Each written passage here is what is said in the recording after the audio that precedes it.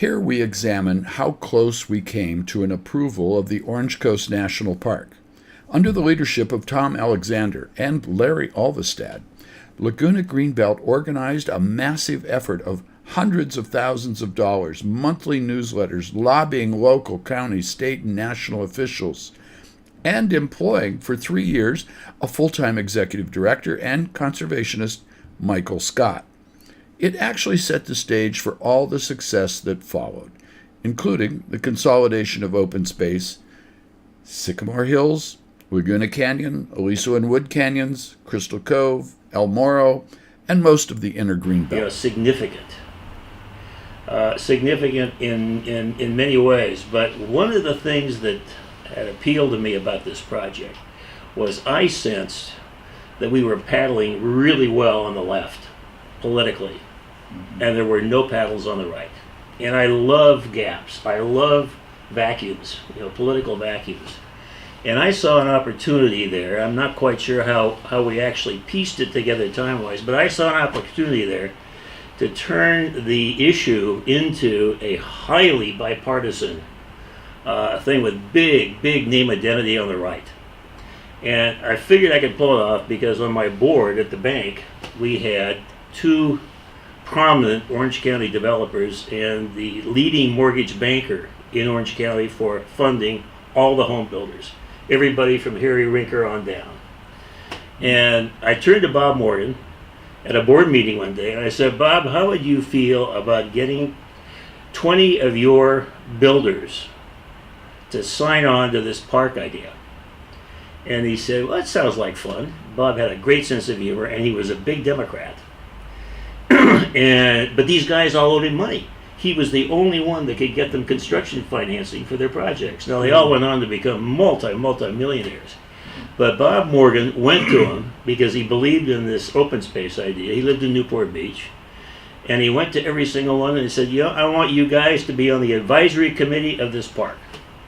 And that really sent some interesting waves because from then on, when we showed the park idea, people I was working with, to anybody in Newport Beach, all the conservatives in North Laguna, that entire group, they would start reading down this list and they would see all these names that they never thought in their wildest dreams they would ever find associated with this park. It created some dynamics that really confused and defused the whole idea of the park being a narrow little idea of a bunch of liberal crackpots. Phil Burton and Mo Udall were very close, of course, and if Phil wanted something, the committee chair, Mo Udall, would get it done. And Phil, on his own, I'd like to take credit for it, but he became interested in parks in inner cities. And he realized that most inner cities either didn't have parks, and the poor kids in the inner cities had no way to get to the national parks.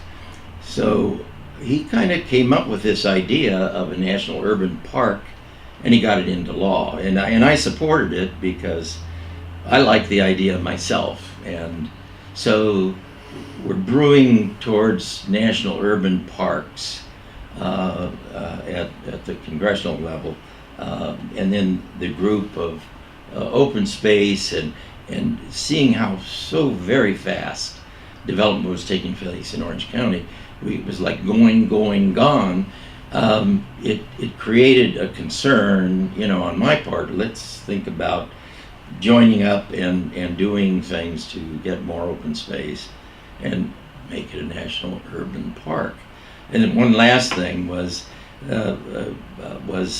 Mission Viejo Company and Irvine Company were the two big landowners, and then there were small ones. And so I had taken another deal and taken some liberties to get over to a section in Anaheim for Jerry, but I went up a canal to do it, and it was, they had a contact, etc. But I got rid of Badham in the way and pushed him out of Costa Mesa. And Phil looked at the map and he's in his stocking feet. He points with his toe. "What'd you do to Bobby?" And I said, well, just moved him up a little bit, Seal Beach and da-da-da-da. And he says, "You can't do that to Bobby." Come to find out, Phil Burton and Bob Badham had been in the assembly together for years and were drinking buddies. Across the aisles, politically, but in, Sacramento's a small town, and down there on the waterfront, these guys would get together every night, just like we would in Washington at the Monaco, etc. But at any rate, boy, you can't do that to Bobby. You put Bobby back in Newport Beach and Costa Mesa, etc.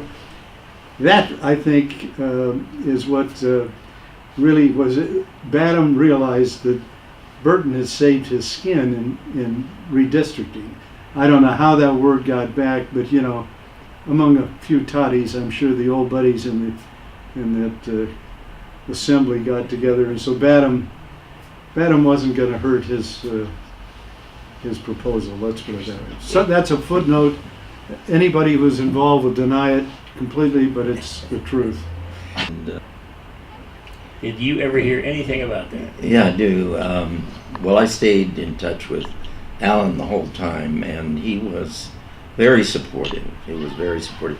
And then his chief of staff in Washington was Roy Greenaway.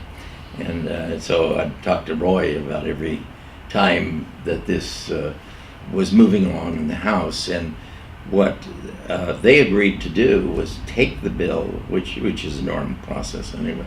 My House bill went to the Senate. And the idea was, don't introduce any changes to it, because if any changes were made, then the whole Senate would possibly get involved, and I don't know what would have happened. We had Senator Hayakawa, who was not in favor of it at that time. So Alan's bill was first passed.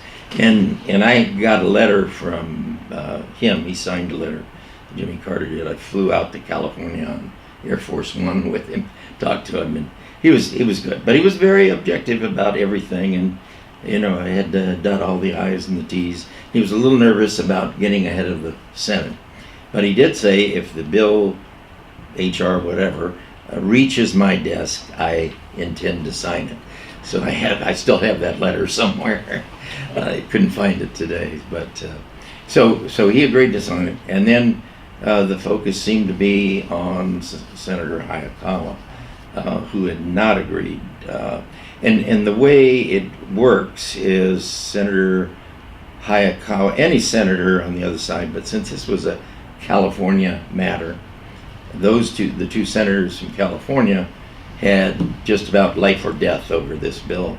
And Cranston was there to move it along, but he said Hayakawa's put a hold on the bill. So we went and talked and met with him, and they became pretty good friends with Senator Hayakawa's staff. And they were finally convinced. I think they had the Irvine Company fly by helicopter Senator Hayakawa over the property and show them the property and basically say, that's where the park is, we own a lot of it, and we're for it. And so, at least that's what Hayakawa's staff told me when he got back. And we were in the waning days of Congress. I mean, it was down to days. And Hayakawa never showed up to take the hold off the bill. So I talked to his staff, got to do it. And they were frantically as well trying to get the senator, because they have to, the senator himself would have to go into the floor of the Senate. All these strange bedfellow things that we sort of glued together, all the work you'd done with the Irvine Company, the fact that the Irvine Company had felt more and more dependent upon you for some help with some of their issues, all this stuff came back into focus, but outside the venue of a national park.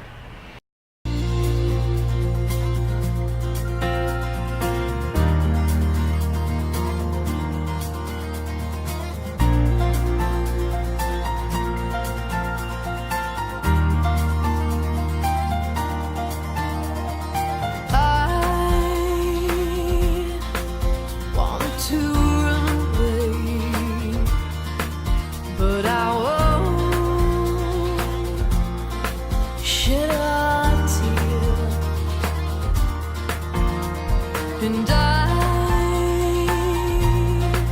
want